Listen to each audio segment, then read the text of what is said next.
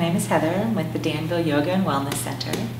I found my way to yoga in 1996. I was 18 at the time.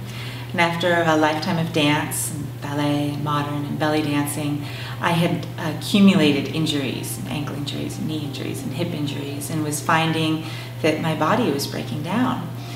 And at the time, my company that I was working at offered free yoga classes during their lunch hours. So I thought, I'll wander in there and try it out.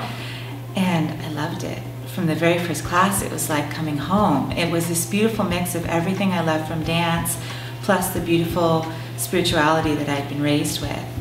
And I was hooked from that day on. And I've practiced yoga ever since.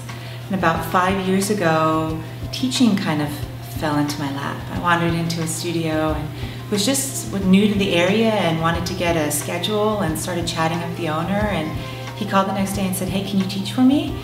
And I said, "Well, I've never done that before." And he said, "But that's okay, I'd like to give you a try." And I did, and I loved it, and they loved me, and I've been about 5 years now teaching, and I love it. I love the relationship with my students. I've done a 200-hour training with YogaWorks now to really deepen my understanding of the anatomy, how to work with injuries, deepen the philosophy understanding, and it's beautiful.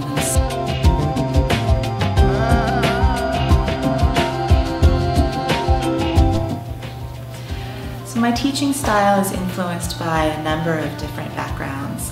I've studied Ashtanga and Iyengar. I've studied with YogaWorks, which mixes a bit of the two and then adds in Savini yoga as well. I do like to do a little restorative every once in a while because we need that stillness in the midst of all this chaos that is our everyday lives. So I really like to kind of take all the different things that I've touched on and blend them together for a really well-rounded class.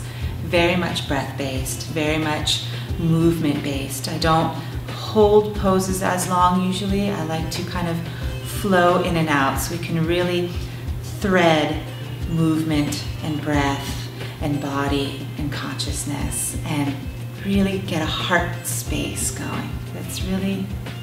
That's kind of a summary of my teaching style.